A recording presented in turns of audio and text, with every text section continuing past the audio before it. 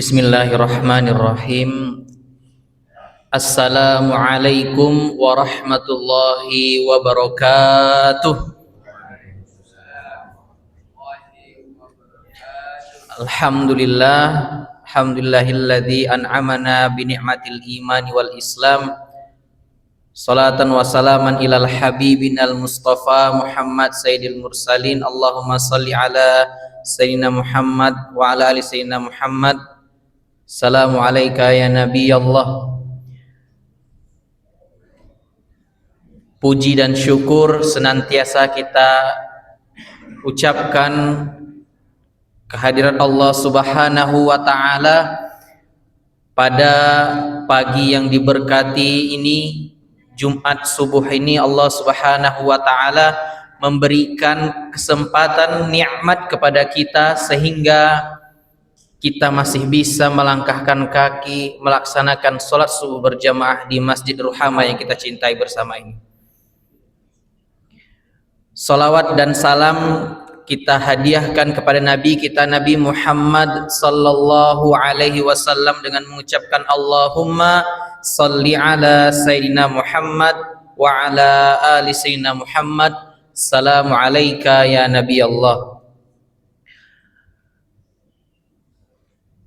Bapak Ibu jamaah salat subuh yang dirahmati Allah Subhanahu wa taala, pada kesempatan yang berbahagia ini izinkan kami melanjutkan kajian subuh yang pada kali ini akan mengkaji sedikit tentang surat Al-A'raf dari kitab Khawatir Qur'aniyah karya Syekh Amru Khalid. Sebelumnya kemarin kita sudah mengkaji surat Al-An'am. Pada ayat terakhir dari surat Al-An'am itu Allah Subhanahu wa taala berfirman, wa huwallazi ja'alakum khalaifal ard ila akhir ayat. Allah Subhanahu wa taala jadikan manusia khalifah di dunia ini dan dia meninggikan sebagian kamu atas yang lainnya beberapa derajat. Liyabluwakum fima atakum, agar bisa menguji, bisa memberikan ujian atas apa yang sudah diberikan kepada kalian. Allah jadikan kita khalifah di muka bumi ini dan Allah uji kita dengan apa yang telah Allah berikan. Nah, potongan ayat terakhir ini menjadi pengantar di surat selanjutnya, yaitu surat Al-A'raf, tentang bagaimana kita di dunia ini diamanahkan sebagai khalifah dan apa-apa saja yang kita lakukan di dunia ini termaktub di akhir surat dari Al-An'am.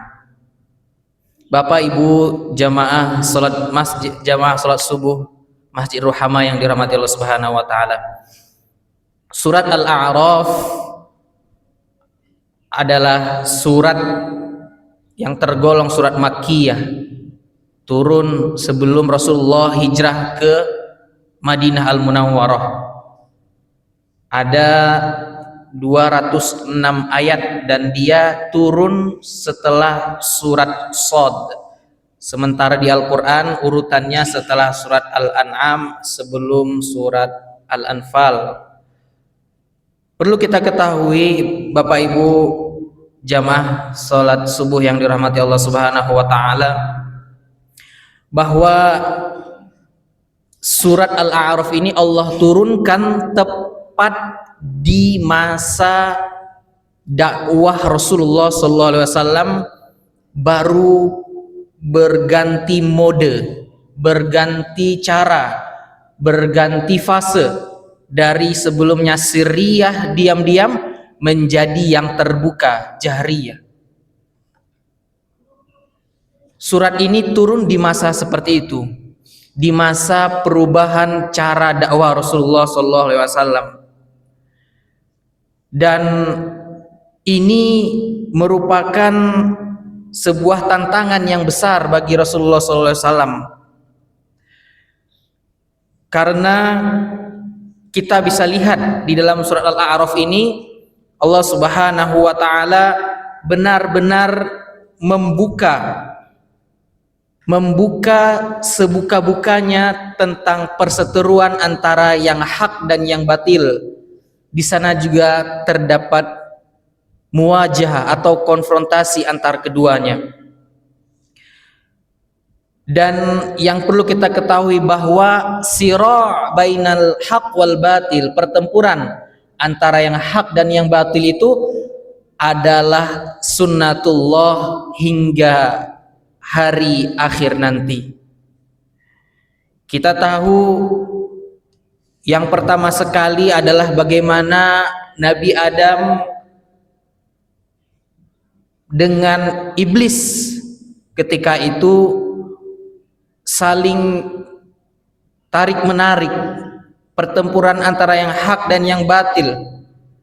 Bahkan sampai detik ini pertempuran yang hak dan yang batil itu masih saja berlangsung dan akan terus berlanjut sampai hari akhir nanti. Bapak Ibu jamaah salat subuh yang dirahmati Allah Subhanahu wa taala. Di awal surat Al-A'raf ini ada satu hal poin yang bisa menjadi ciri khas dari surat ini dan kita bisa camkan dalam diri kita bahwa pertempuran antara yang hak dan yang batil itu mempertanyakan posisi kita di mana. Apakah kita berada pada yang hak atau berada pada yang batil? Karena tidak ada di antara keduanya. Kita harus memilih satu di antara dua pilihan, hak atau batil. Kita bersama dan memperjuangkan yang hak atau bersama dan memperjuangkan yang batil.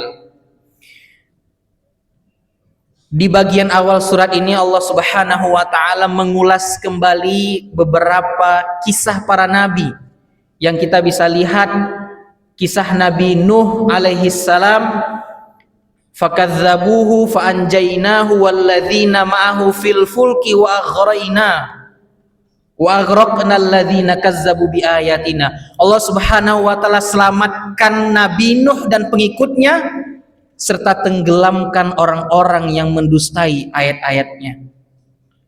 Berikutnya Allah juga ingatkan bahwa ada peringatan terhadap kaum Nabi Hud, fa'anjainahu walladzina ma'ahu birahmatim minna, dan diselamatkan juga orang-orang yang bersama Nabi Hud dengan rahmat dari kami. Wa qatta'na dabiral kafirin, dan kami tumpas orang-orang kafir yang mendustakan ayat kami. Begitu juga dengan dengan kisah Nabi Lut alaihi salam, dengan kisah Nabi Syuaib alaihi salam, dan dengan kisah Nabi Shalih alaihi salam. Semua kisah-kisah ini mempertanyakan posisi kita ada di mana. Kita bersama Nabi atau kita tidak bersama Nabi. Kita bersama yang hak atau kita bersama yang batil. Ini yang paling penting yang kita camkan di dalam surat Al-A'raf ini. Bagian awalnya mempertanyakan posisi kita di dunia ini. Kita lihat dalam kehidupan sehari-hari kita bahwa kita menemukan yang hak dan yang batil, dan Islam tidak mengajarkan kita berada di tengah-tengahnya atau memilih abstain atau memilih diam saja, tapi kita harus memilih satu di antara yang hak dan yang batil. Ketika ada sebuah kemungkaran di lingkungan kita, di daerah kita, di negara kita, apakah kita bersama kemungkaran itu atau kita melawan kemungkaran itu? Ini akan berlanjut di penjelasan berikutnya bahwa dalam turunnya ayat pertama, kedua, dan ketiga, Allah Subhanahu wa taala menguatkan dada Rasulullah sallallahu alaihi wasallam, menguatkan hati Rasulullah sallallahu alaihi wasallam, karena seperti yang disampaikan di awal tadi bahwa fase ini adalah fase yang sangat berat. Berpindah mode dakwah dari yang sebelumnya diam-diam, dari rumah ke rumah, dari majelis kecil ke majelis kecil, dari orang per orang secara sembunyi-sembunyi, tapi di saat ini harus secara terbuka, harus terang-terangan. Makanya di ayat kedua Allah berfirman, kitabun anzalnahu unzila ilaika fala yakun fi sadruka haraj. Ini adalah kitab yang kami turunkan kepadamu, maka jangan ada keraguan, kesempitan di dalam dadamu karenanya. Oleh karena itu, ini juga mengingatkan kepada kita semua Bapak Ibu yang dirahmati Allah Subhanahu wa taala. Ketika kita berada dalam satu posisi yang hak, maka kita harus benar-benar menguatkan hati kita, jiwa kita, dada kita dengan posisi yang itu, bahwa kita bersama Rasulullah sallallahu alaihi wasallam, bersama apa yang telah Allah turunkan kepada Nabi kita, Al-Quranul Karim dan Sunnah Nabi Muhammad sallallahu alaihi wasallam. Jadi dilanjutkan di ayat ketiga, ikutilah apa yang diturunkan kepadamu, ittabi'u ma unzila ilaikum mir rabbikum wala tattabi'una min dunihi awliya, dan janganlah kamu mengikuti selain daripada itu. Bapak Ibu yang dirahmati Allah Subhanahu wa taala, surat Al-A'raf ini menerangkan posisi tadi kita yang hak dan yang batil. Lalu Allah Subhanahu wa taala menjadikan manusia dua golongan, ashabul jannah dan ashabun nar. Silahkan Bapak Ibu, kita semua memilih ingin menjadi ahli surga atau ahli neraka. Pilihan ada di kita semua. Dan di ayat ke-44, wanada ashabul jannati ashaban nar an qad wajadana ma wa'adana rabbuna haqqan fahal wajadtum ma wa'ada rabbukum haqqan qalu na'am fa'adzana mu'adzinun ay al-la'natullah 'alal zalimin. Jadi di akhirat kelak hanya ada dua negeri, hanya ada dua tempat, surga dan neraka. Dan dilanjutkan ayat ini Allah Subhanahu wa taala juga menjelaskan bahwa wa bainahuma hijab. Ternyata ada batas yang memisahkan golongan antara surga dan neraka tadi. Kita lanjutkan di ayat selanjutnya bahwa Allah Subhanahu wa taala mengatakan wa 'alal a'rafi rijalun ya'rifuna kullam bisimahum. Surat Al-A'raf seperti yang dikatakan oleh para alim ulama, sebagian nama-nama surat itu diambil dari petikan kata yang ada dalam surat itu. Ini diambil dari ayat ke-46, wa bainahuma hijab wa 'alal a'raf. Dan di atas a'raf itu ada orang-orang yang mengenal masing-masing dari dua golongan dengan tanda-tanda itu. Maksudnya di antara surga dan neraka mereka mengenal semua penduduk dari keduanya. Lalu mereka menyeru kepada penduduk surga, wa nada ashabul jannati an salamun alaikum lam yadkhuluha wa hum yatma'un. Al-A'raf ini hijab, batas di antara surga dan neraka. Tempatnya agak lebih tinggi sehingga bisa melihat kondisi mereka yang di surga dan mereka yang di neraka. Tapi Bapak Ibu yang dirahmati Allah Subhanahu wa taala, di ayat ke-46, dan mereka menyuruh kepada penduduk surga, Assalamualaikum. Mereka belum lagi masuk ke dalamnya, sedang mereka ingin segera memasukinya. Golongan ini sangat menginginkan menginjakkan kakinya di surga, tapi mereka belum bisa. Dia juga menyeru kepada ahli neraka, wa idza surifat absaruhum tilqa'a ashabin nar qalu, dan mereka mengatakan, Rabbana la taj'alna ma'al qaumiz zalimin. Ya Tuhan kami, janganlah Engkau jadikan kami menjadi orang-orang yang zalim.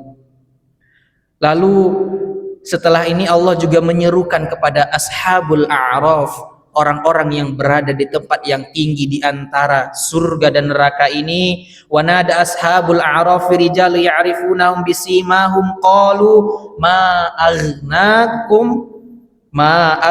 ankum jam'ukum wa ma kuntum tastakbirun. Harta yang kamu kumpulkan dan apa yang kamu sombongkan tidak memberi manfaat kepadamu. Bapak Ibu yang dirahmati Allah Subhanahu wa taala, begitulah kisah ashabul a'raf. Mereka kebaikan dan keburukannya sama timbangannya. Karena ketika mereka di dunia, mereka tidak memihak kepada yang hak dan tidak memihak dan juga tidak di posisi yang batil. Nah, Bapak Ibu yang dirahmati Allah Subhanahu wa taala, dalam kehidupan kita harus berada pada posisi yang hak, selalu menyeru kepada yang ma'ruf dan mencegah daripada yang mungkar. Dan inilah contoh dari ashabul a'raf yang Allah Subhanahu wa taala ingatkan kepada kita. Jangan sampai kita menjadi bagian dari ashabul a'raf yang mereka berada di antara surga dan neraka. Mereka tidak menikmati kenikmatan yang paling tinggi, tiada taranya, tiada batasnya, surga, dan mereka hanya bisa melihat dari kejauhan.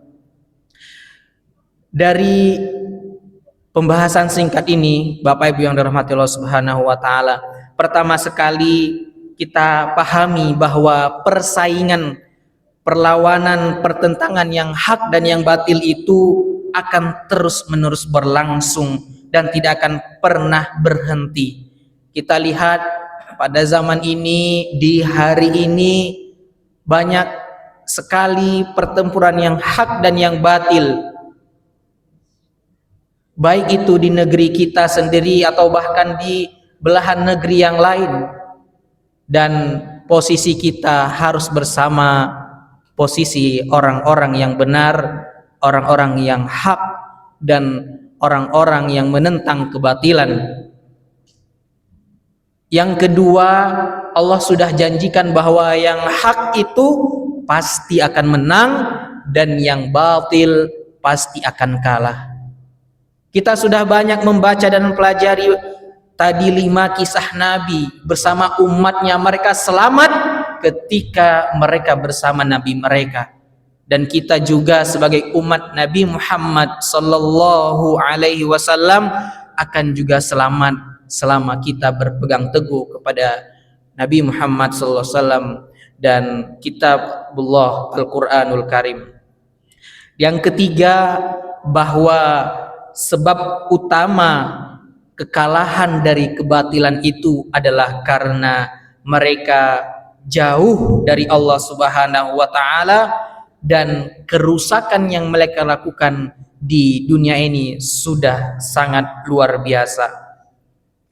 Bapak Ibu yang dirahmati Allah Subhanahu wa taala, ini adalah pelajaran singkat yang dapat kita ambil dari surat Al-A'raf, dari surat yang ke-7 dari Al-Quranul Karim, bahwa bagaimana kita bisa menentukan posisi kita bisa bersuara, tidak hanya diam saja melihat apa yang terjadi. Ketika ada kebatilan, mari kita tumpas bersama kebatilan itu. Ketika ada yang hak, mari kita berada di posisi yang hak dan jangan sampai kita menjadi bagian orang-orang ashabul a'raf yang Allah Subhanahu wa taala sudah peringatkan di dalam Al-Qur'anul Karim. Terakhir Allah Subhanahu wa taala ingatkan kita di ayat ke-96, walau anna ahlul qura amanu, kalaulah seandainya penduduk di sebuah tempat, desa atau negeri beriman, wattaqu dan bertakwa, wattaqau lafathnahum akan kami bukakan, lafatahna alaihim barakat minas sama'i wal ard, keberkahannya bukan hanya dari langit tapi juga dari bumi. Inilah yang diminta oleh Allah Subhanahu wa taala, bagaimana kita menjadi ahlul qura, masyarakat, rakyat amanu wattaqau, beriman dan bertakwa, sehingga keberkahan Allah turunkan kepada kita semua, kepada diri kita masing-masing, kepada rumah-rumah kita, kepada kampung dan daerah kita, bahkan kepada negeri kita tercinta NKRI.